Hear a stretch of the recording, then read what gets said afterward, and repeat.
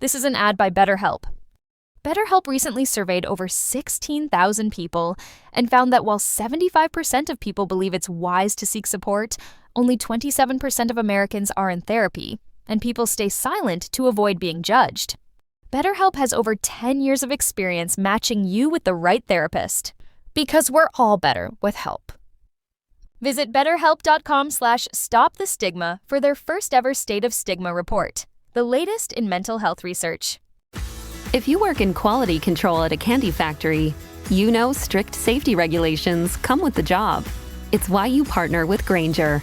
Grainger helps you find the high-quality and compliant products your business needs to inspect, detect, and help correct issues. And the sweetest part is, everyone gets a product that's as safe to eat as it is delicious. Call 1-800-GRAINGER, click Grainger.com, or just stop by. Grainger, for the ones who get it done.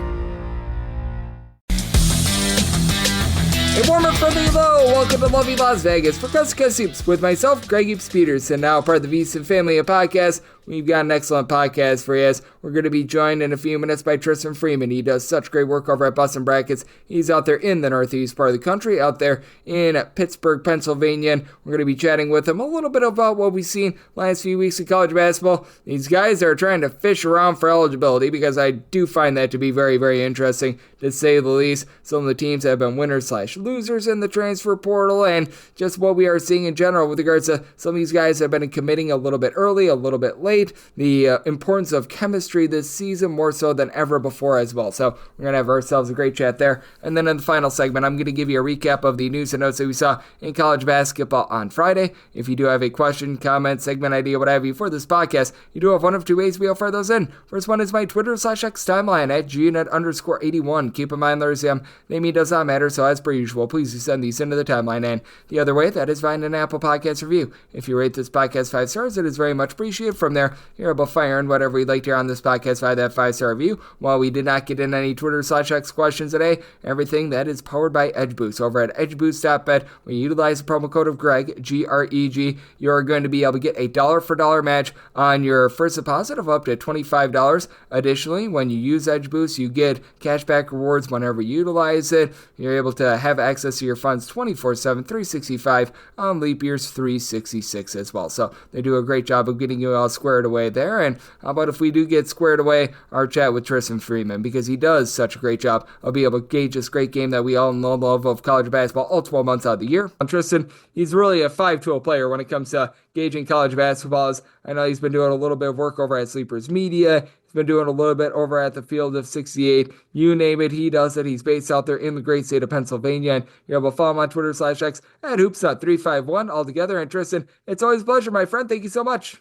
Yeah, thanks for having me, Greg. Appreciate it. I appreciate you, Tristan. And Tristan, I need to get your thoughts on this first things first, just because I find it absolutely ridiculous. What do we make out of these guys that are just fishing for eligibility? These guys that they used up all 4 of their normal years. They used up their COVID year. They didn't have like any sort of a medical red shirt or anything like that, but yet they're looking for like a season number 6, in I think one case a season number 7 of college basketball. And it just sort of makes me laugh that we've got so many of these guys that they're just at this point, I wish I could call it anything else, but they're fishing for eligibility and hoping to be able to get a prayer answered, because the NCAA has just been getting their rear ends kicked in court time and time again the last few seasons. Yeah, this is another, I would say, error on the NCAA's part, because I think, before the start of this past season, there was reports coming out that had the House settlement, been approved, that the plan was to potentially have permanent 5-year eligibility. And obviously, this is the first group of guys since COVID started where the original 4-year guys would have to leave. So if the plan was to give guys extra eligibility, then that will explain why many of them figured, hey, we'll come back, because technically, again, that 2020-2021 year doesn't count. So there's still a bunch of guys who technically would have 4 years of eligibility, even though they played 5 in real life. So I understand why they did it. I think it was a mistake from the NCAA's point to even throw it out there at all, because now everyone knows about it. And because the settlement continues to get delayed and who knows whether it'll be accepted at all, it's going to be late before they even do it. And we've already seen over 1,000, coming up to 1,000 players having committed to new teams. And it's just going to throw everything off. I doubt the current seniors are going to get an extra year, regardless of what the NCAA does in the future. But it creates, a big cloud over what could happen because so many really good players are in the portal without eligibility. And if they do get an extra year, then all of a sudden you're going to have so many guys that can go anywhere. And most of the money's been dried up. And who knows what happens to the current eligible crop of players in the portal because many of them might end up having to go somewhere else because they can just get over recruited. And I wish I could ask this question in any other way, and it's going to sound stupid the way that I ask it, but I'm going to ask it anyway. Is there any rules as to what's happening in this college basketball offseason? Because the portal cutoff dates and everything like that, I believe that they've already come and gone, and I'm still seeing more and more guys enter the transfer portal. We just laid it out. These guys are fishing for another year of eligibility. As I just refreshed verbal commits, we're up to 2,543 guys in the transfer portal, and I'm not one of those guys that's going to be out here saying that NIL is the worst thing ever and everything like that, but it certainly does feel like the Wild Wild West this offseason. Yeah, I think NIL is the least of the issues. It's the fact that, the NCAA is viewed as a weak organization in which many judges have ruled against them. Right now, everyone feels like they can, get one over on them too. While I don't blame them, individually, it's still going to be a rough situation because until judges specifically say, hey, to everyone, no, you can't do this. We've seen a few situations before, such as the St. John's duo of Letlam last year. It's just going to be hard to have them have rules because every time they do, someone's going to try and sue the way to get something from it. Yeah, I've been calling them this on the podcast last few days. I think that it's so right. In the courtroom, the NCAA has been the Washington Generals of it all because, man, they've been getting their rear ends kicked in time and time again. As we do have our good friend Tristan Freeman, who does amazing work over at Bustin' Brackets, joining me right here on Coast to Coast Hoops. And Tristan, there's been a lot made out of the transfers that we have been seeing. As I mentioned, 2,543 guys in the transfer portal, but how much do you want to be taking a look at it? Said these guys are transferring. The teams are actually bringing back guys because I think that these are the teams that are really winning in the offseason right now because I just take a look at the numbers that we've got. There are more guys that are in the transfer portal rather than guys actually returning to their respective schools. I think that these teams are able to keep things together. These teams that are able to keep a little bit of chemistry, they're going to lend themselves to have more value this year than perhaps ever before with so much movement. And we've seen this past season with teams like Arkansas or Kansas State or USC, where so many new faces have just caused the chemistry to take a lot longer to get going. And for some teams, they never find it, and they're out of the postseason mix by the time February gets here. But while teams, like the Houston that doesn't lose players or Marquette, they're ready to, come out running and they get themselves a big advantage. And I think you're going to see some of that next year as well. And it's something to watch, whichever teams and programs can sort of get, continuity and sort of get the chemistry and everyone's roles, working, they're going to be the ones that get it to work. Or if you're the SEC, just have more talent than everyone and just blitz them out the gate.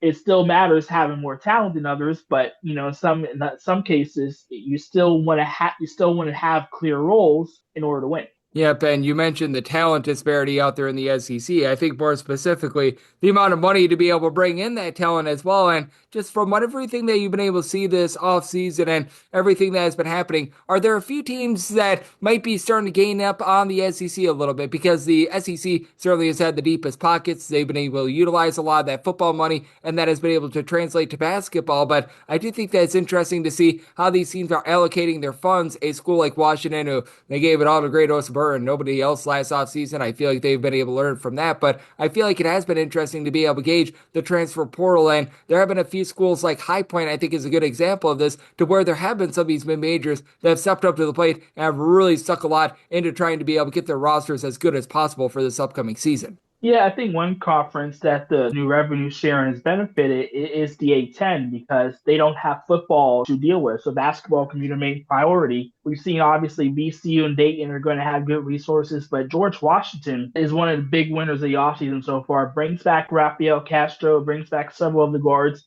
It added some good transfers as well, and they're going to be a preseason contender to watch, and other teams have done well also. So while SEC will always have money, and I think half the league can probably spend $8 to $10 million on rosters, other conferences can be just as competitive and ultimately there's still only, 12 spots realistically for teams to have, and everyone's going to look for a hole. But I don't think the SEC is necessarily going to hoard as many great players as they were in the past year. Yep, I'm right there with you. I think that is such a good point that you bring up with the Atlantic 10. George Mason, George Washington have been able to have some nice ads here in the offseason. That leads me to this as well. How much do you think that everything is going to be benefiting the Big East as well? Because as we know, you just mentioned it with the Atlantic 10, they don't have to deal with football. And for the Big East, you've got a lot of schools like Creighton, Marquette, what have you, that they don't have to deal with this as well. And one of the teams I've been very impressed with their offseason as well is Xavier and everything that they've been able to do under the younger of the Patinos. Yeah, the Big East had a few coaching changes when you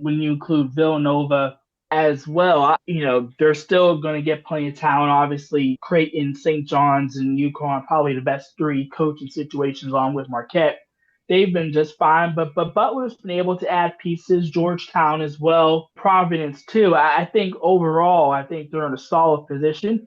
We'll see how it works because I do wonder how many high level all league kind of guys are being brought in, but I do think at least compared to the other conferences, they should be a little more competitive collectively. Yep, I'm right there with you. As joining me on the show, we do have Tristan Freeman. He does such great work over at Bustin' Brackets. Joining me on Coast to Coast Hoops, Tristan, one of the big offseason moves that we saw last offseason is that there was just a big premium that was on big men the last offseason with guys like Great Sport and company getting paid as much as they were. How much do you take a look at this offseason and perhaps a little bit of a paradigm shift? Because we saw a lot of the teams that they spent a lot of money on those big men. It really didn't pan out for them, albeit in the case of Washington, it was more or less, in my opinion, a case of you paid one guy and absolutely nobody else. But how much do you think that there's more of a shift into being able to bring in that star guard rather than the star forward this offseason? Because we saw the teams that were able to make a deep run in the NCAA tournament, all of them not named Duke, who had a guy by the name of Cooper Flagg that is not going to be playing college basketball this season. A lot of them were just built around great guard play. Yeah, but at the same time, they also had quality front courts. I mean, Houston had JoJo Tugler, the big whole defensive player of the year. Obviously, Duke had, future first round picks, and Auburn had great depth as well. I mean, North Carolina was a team of what happens where if you don't get the front court right, it severely limits your ceiling. We're already seeing a lot of bigs, entering the market, some getting over $1 million to play, even though they're not averaging much. You still need a quality rim protector. If you don't have that, your defense suffers, your team suffers as well. So bigs are still going to be important. Obviously, you're going to need the key guards, but I do think a balanced lineup is going to be important considering all the talent that's left this offseason, where including a lot of great guards, where I do think that there won't necessarily be as many elite ball handlers as there was this past season because all the COVID guys like Walter Clayton are gone now. Yeah, but I think that that's such a good point that you do make as well. And how much do you think that there's going to be a little bit more of a shift towards actually taking a look at these high school guys and doing good recruiting on that front? Because you did mention it, the COVID guys are going to be gone, so that means that there's going to be fewer guys with experience. They're going to be out there in the transfer portal, and I think especially for these mid-major teams that they might not have the pockets to be able to throw out there a big sum of money to be able to bring in a star transfer. I do think that the high school ranks can be honestly a place where they start to thrive, where it used to be all these power conference teams, all these teams that were in the bigger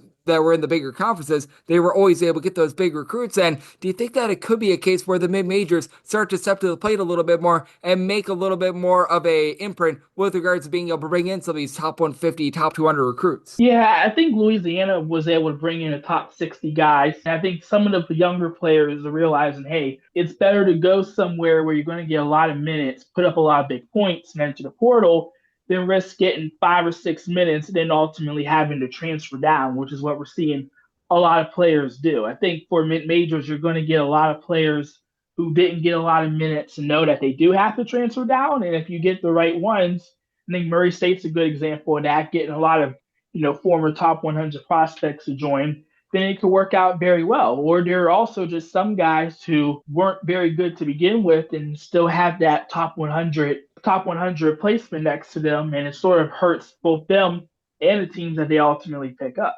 Yep, I think that that's such a great point, and obviously we're probably not going to see quite as much of it for the class of 2025, but class of 2026, 27, and beyond, that's something that I'm very much watching for as well. And Tristan, as we know, there's a lot of guys in the transfer portal and try to be like, oh, which one or two teams has won the transfer portal thus far? That's just a defeatist effort at this point. But are there a few schools that in general that you take a look at and you feel like they deserve a little bit more love than what they deserve? They don't necessarily need to be the air quotes your biggest winners or anything like that, but are there just a few schools that you look at what they've been able to do with regards to portal and you just like the way that they're building themselves up, whether that be with a coaching change or whether that be via a few transfers that they've got coming in? Yeah, I think a lot of people look at the St. John's players and get in these shooters, such as Sonon of Arizona State and Ian Jackson. Those were big ones as well. I think St. John's won't have any issues shooting.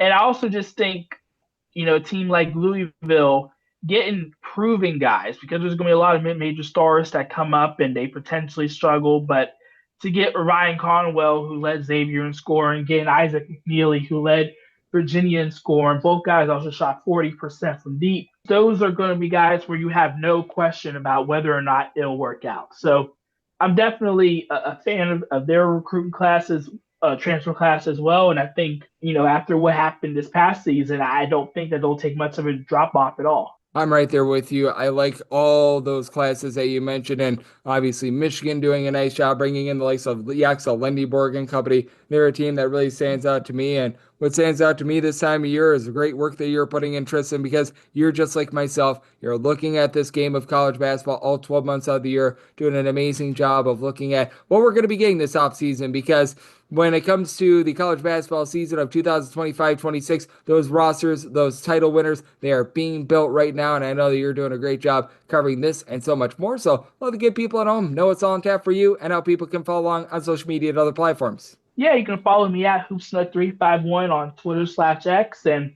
we're still diving into the transfer portal and NBA results as all the teams just continue to build out their rosters. Absolutely. And Tristan is doing such an incredible job of taking a look at this and so much more. So big thanks to Tristan for joining me on Coast to Coast Hoops, part of the VSiN Family Podcast. And coming up next, it is that time of the podcast to give you a recap of the news and notes that we saw in college basketball over the last 24 hours. This is an ad by BetterHelp. BetterHelp recently surveyed over 16,000 people and found that while 75% of people believe it's wise to seek support, only 27% of Americans are in therapy, and people stay silent to avoid being judged. BetterHelp has over 10 years of experience matching you with the right therapist, because we're all better with help. Visit BetterHelp.com/stopthestigma for their first ever State of Stigma report, the latest in mental health research. And we're back here in lovely Las Vegas for Coast to Coast Hoops with myself, Greg Heaps Peterson, now part of the VSiN Family Podcast. It is always great to be able to get Tristan Freeman aboard, who does such amazing work over at Boston Brackets. Taking a look at this great game that we all know and love of college basketball. Every single time he joins me, he lends such great insights. Did so once again today, so a big thanks to Tristan for joining me in the last segment. Now it is that time of the podcast to give you a recap of the news and notes that we saw in college basketball over the last 24 hours. UNLV just continues to add dudes as Miles Shea, he is now going to be heading on over to UNLV. He is a part of a locked and loaded team where I don't see necessarily that go-to scorer, that guy that is really going to light you up from three-point range other than Al Green. But I mean, you want to talk about a very well-rounded team. They're bringing in Howie Fleming Jr., who's been in college basketball for seemingly 500 years. He was over at UT Rio Grande Valley. But Trey Gibbs-Lawhorn is going to be able to give you something at the point guard spot. For Che, he was very good over at UC Irvine this past season as he was logging about 12 points, just under 3 assists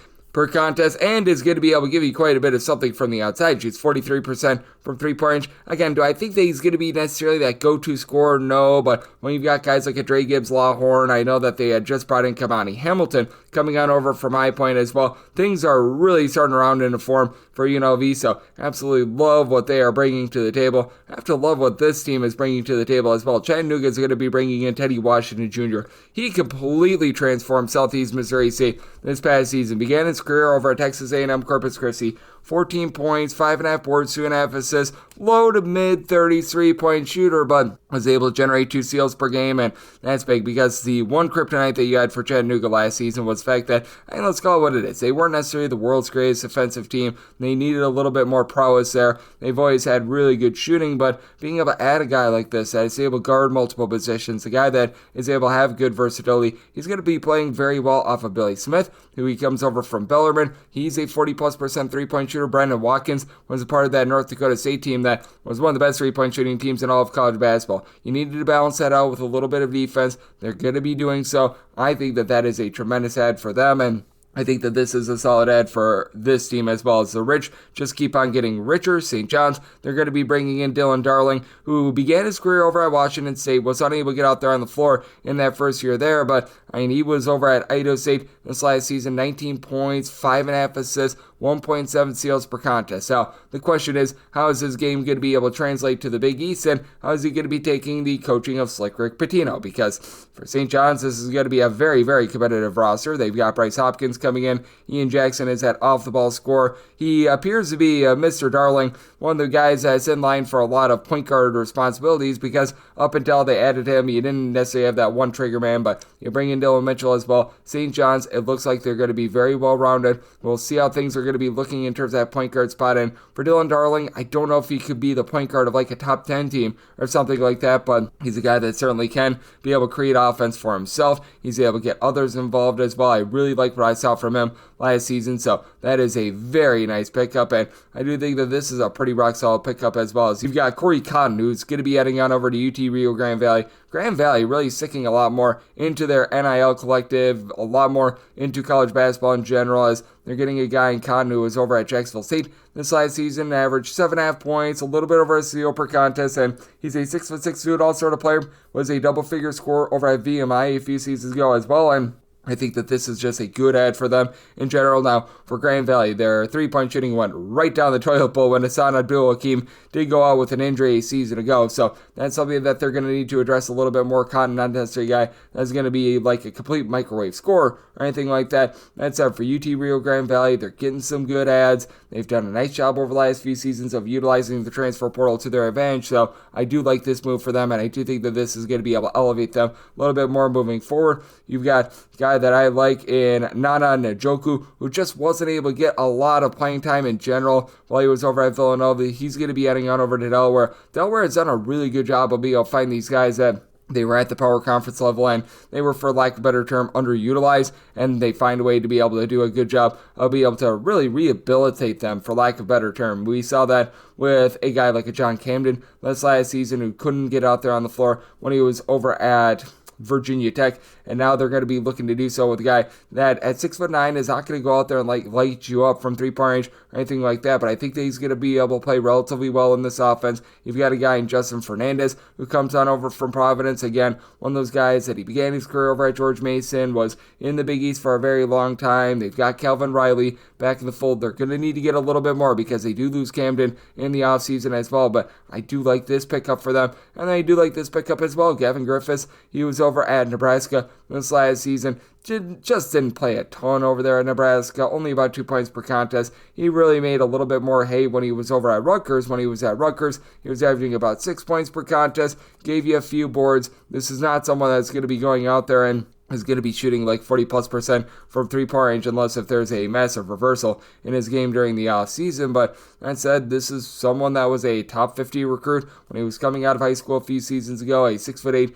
do-it-all sort of player, and a guy that I think that Temple really needs, because Temple was very lackluster with regards to their defense this past season, and for this Temple unit, they were able to do a nice job of being able to find some good offense, and I do think that Adam Fisher, who he was able to do some great work under Micah Shrewsbury over at Penn State a few seasons ago, he's realizing, all right, we need to find a little bit more defense, we need to round into form a little bit more with that regard, and you can see that with the way that Temple has been approaching the transfer portal thus far, and I do think that this is going to be the first first of many, many moves to be able to help out that, shall we say, defensive approach that Temple is going to be looking to take this upcoming season, and I do think that this is going to be one that works out very well for them, and I do think that this move is going to be able to work out as well. Jaden Epps, he's going to be going on over to Mississippi State. For Mississippi State, what they have been lacking for a very long time is three-point shooting, and Jaden Epps, he's able to give you some rock-solid offense. This past year was a little bit of a down year from about 13 points, a steal and a half per game, and you can tell that Georgetown was taking a little bit more of a defense-oriented approach, as that's a big reason why his numbers fell, because 2 seasons ago when he was over at Georgetown, he was giving the team more like 18.5 points per game. Now, has never been the most amazing three-point shooter. This past year, shot 34.5% from distance, but Mississippi State will gladly take 34.5% from three-point. Guy that's able to generate some turnovers, and he himself went from averaging 3.4 turnovers per game as a sophomore at Georgetown 2 years ago to 1.8 this season, so he's been able to revamp his game, began his career over at Illinois. I do like this move for them, and I do think that that is one that is going to be paying off for Mississippi State team, that they're going to be just looking to get a little bit more in terms of that outside shooting. I think that this one is going to be a good add as well. South Carolina, they're bringing in Norden Kopic. He was over at San Diego this last season over at UC San Diego. He was able to log about 10.5 points, 5 boards, a little bit over an assist per contest. Now, if South Carolina's looking for this guy to become Murray Boyles 2.0, well, I've got some bad news. That is not going to be the case for them, but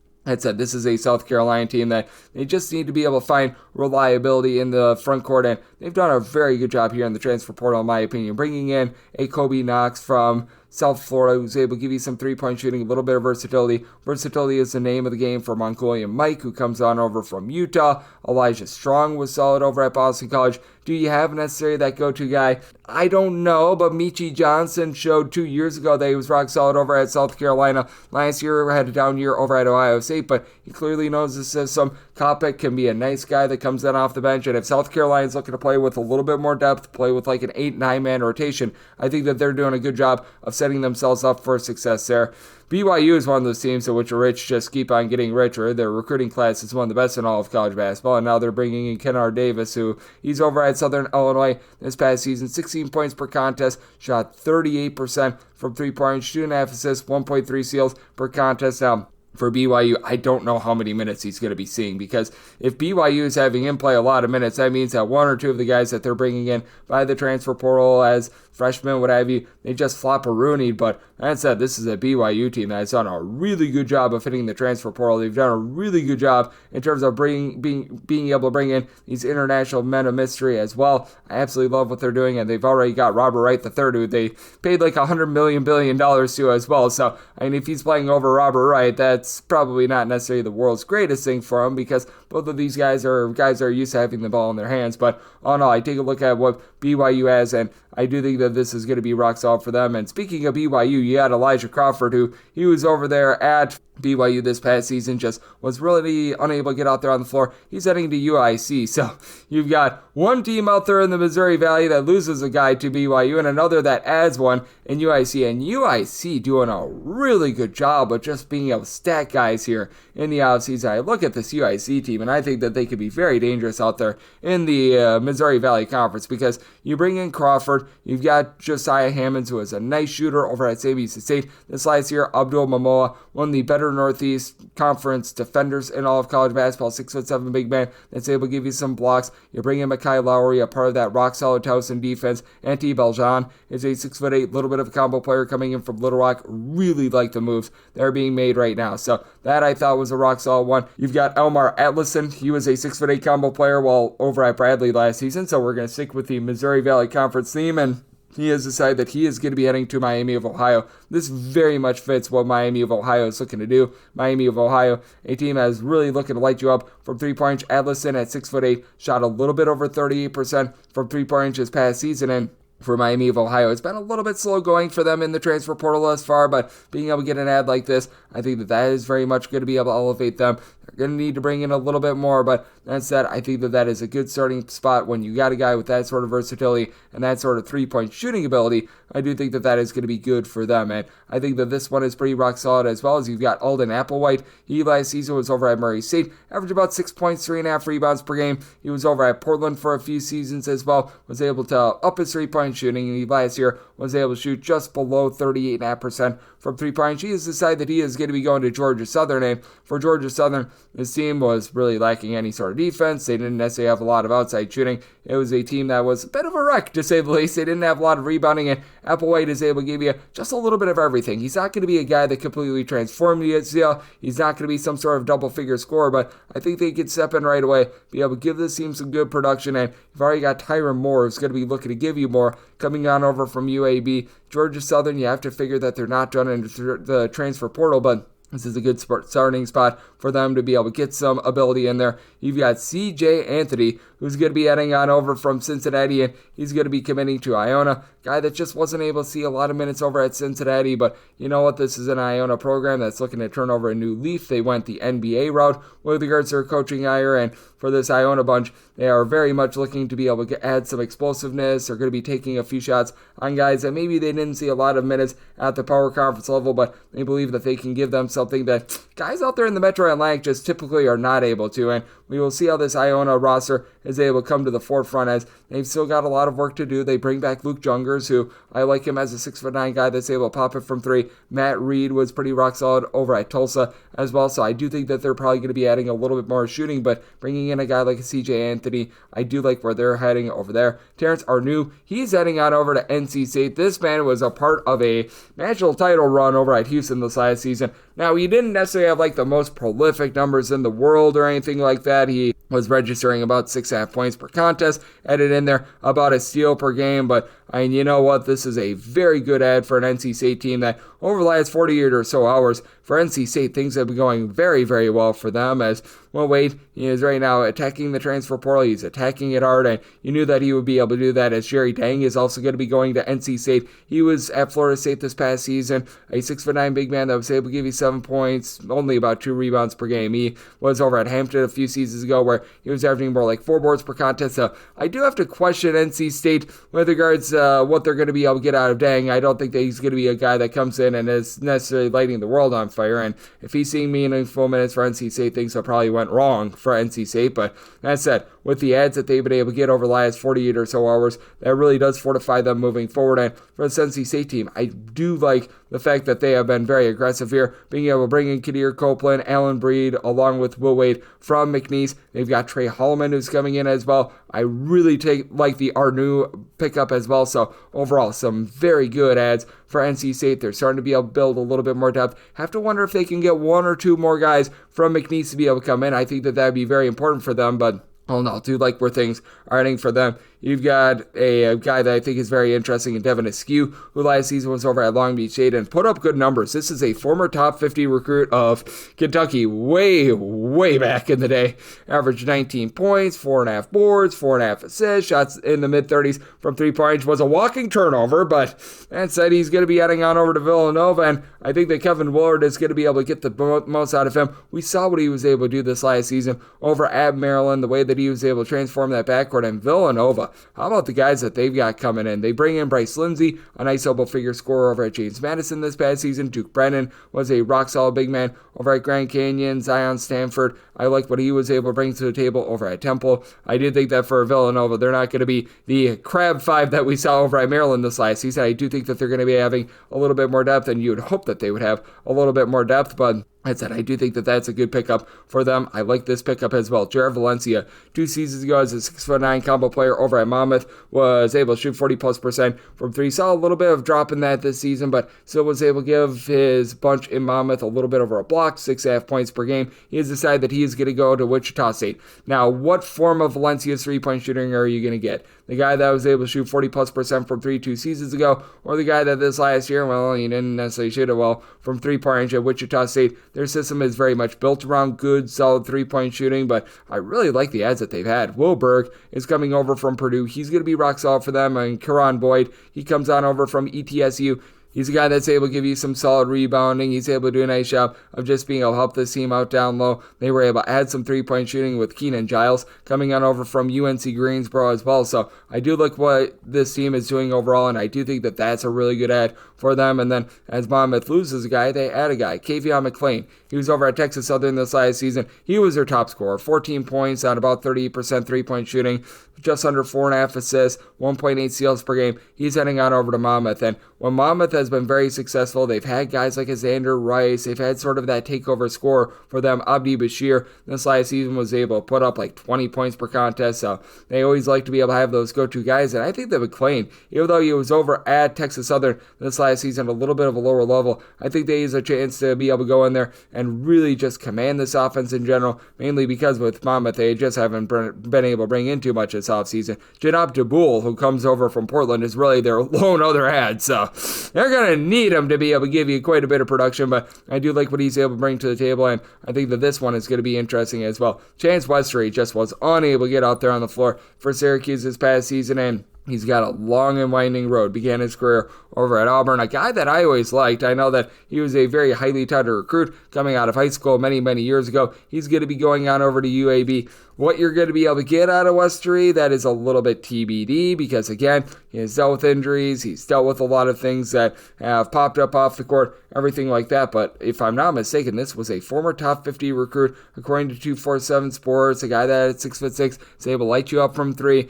Defense left a little bit of something to be desired coming out of high school, but was a really good offensive player. And for UAB, they like those guys. They're able to light you up on the offensive side of things. So I do think that that's an ad that is very much going to be working out for them. Giovanni Amaruju, he last season was over at George Mason and put up some solid numbers, about 6 points per contest, 4 boards. When he was over at Siena 2 seasons ago, was able to show his worth with 6+ rebounds per game. He's decided that he is going to be going to East Carolina. Now for East Carolina, for the love of Pete, they need to add some 3-point shooting because that was really their main kryptonite last season. They were very strong down low. They had absolutely no 3-point shooting whatsoever. And right now they've got Eli Delorier, who comes on over from Providence. He's another guy that's standing 6'10", has some upside down low. So they are really going to need to address that, but once again, East Carolina showing that they are very much committed to being rock solid down low. This is another ad that is going to be able to help them be even more solid down low, so that's something that I think is going to be big for them. This, I think, is going to be a rock solid ad as well. DJ Turn It Up Smith, he has decided that he is going to be going to Mercer. He last season was able to have some nice numbers while he was over at Robert Morris. He averaged about 9 points, a little bit over 3 assists per contest. Is DJ Smith going to be that guy that takes Mercer to the promised land or anything like that? No, he's probably going to be like, if you have a point guard responsibility that is sold out as sort of like a two-headed monster, I think they could be number 2 in that two-headed monster. They're also going to be bringing in Zaire Williams, this Mercer team is, but I do think that this is a relatively solid ad. I do think that DJ Smith is going to be able to give you some nice production. He's a solid 3-point shooter, not an amazing 3-point shooter, but he'll be able to give you a little bit of something from the outside as well, so I do think that he steps in right away. He's going to be able to help out this bunch in Mercer, a Mercer team that, let's call it what it is, they were a little bit intermittent all season long, and I do think that that is going to be able to fortify things, and we'll see what else Mercer has up their sleeve, because they're going to need to add a little bit more depth for this upcoming season. You've got Jaden Young. He was over at Virginia Tech this past season. He has decided that he is going to be going to North Carolina. It looked like he was going to be going to High Point, but High Point, they've got like 17 different guys already coming in, and for North Carolina, I don't know if they're going to get a ton out of him, as you've got a guy in Young that last season was able to average about 8 points per contest. He had some nice performances towards the back half of the season, but as we know, Virginia Tech was an unmitigated mess, I think is the best way of being able to put it. And if he's seeing meaningful minutes over at North Carolina is not having a season that is going to be going to plan. I'm just going to call it what it is. But that said, they're going to be able to add a little bit of depth with this, with losing some of the guys like Ian Jackson and company. They certainly do need that depth. And for North Carolina, it's going to be very interesting to see how else they're going to be able to fill out this roster, because they've done a nice job bringing in some size in the portal. Henry Vassar coming on over from Arizona is massive. Jerron Stevenson has a nice bit of versatility. They bring in Kion Evans, who I don't think that he's going to see massive minutes, but he helps out that backcourt as well, so that's going to be able to give them a little bit of a booster. Again, I think that this is a little bit more of a, shall we say, depth ad rather than anything else, but still, even just having a little bit of a depth ad, I do think that that is going to be able to give them a little bit of help. This, I think, is going to be of help as well. You've got Sterling Young, who was over at the SWAC level last season over at Florida A&M, and he was very good this last season, and he has decided that he is going to be going to Indiana State. We've noticed a lot of SWAC guys that have went to the state of Indiana over the last few seasons. Some of them have panned out, I'll be honest here, a lot of them have not, but Sterling Young began his career over at Charlotte, just was unable to get out there on the floor for Charlotte, and this past season over at Florida A&M,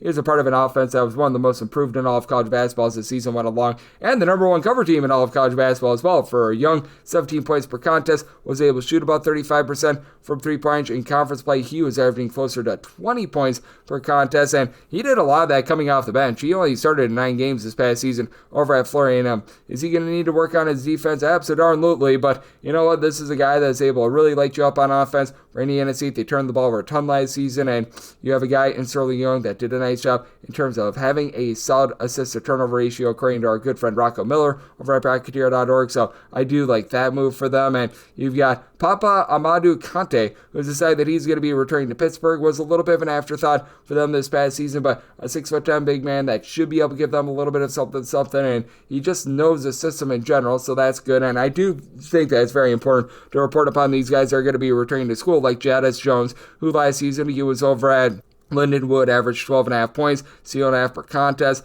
He had 6'5", was one of the top OVC freshmen out there in the entire conference. He has decided that he's going to be going back to school as well. Lindenwood, all of a sudden, things are not looking so bad for them. As for Lindenwood, I felt like they prematurely made the move up to the Division I level. That was clearly a football move and a football move only. Their last season at the Division II level, they were sub 500, but they've also got Dontrez Williams, who's going to be coming over from Abilene Christian. Guy that at 6'5" is able to do a little bit of everything. Is going to be able to help the defense of a Lindenwood team that's not been great defensively. So I do like these ads for them, and I like this ad as well. You've got a guy that was over at Coastal Carolina this last season in Jordan Battle. He was averaging about 13 points, just under 2 assists per contest, shot over 40% from three-point. He's heading on over to Old Dominion. What Old Dominion was lacking this past season was three-point shooting. They were pretty solid on the glass. They had absolutely nothing whatsoever from the outside. Mike Jones, you might be asking who, and I say Coach Mike Jones over at Old Dominion, building a really nice roster. Drew McKenna, he's going to be able to help maintain things down low for this bunch coming on over from Georgetown, where you didn't see a ton of minutes.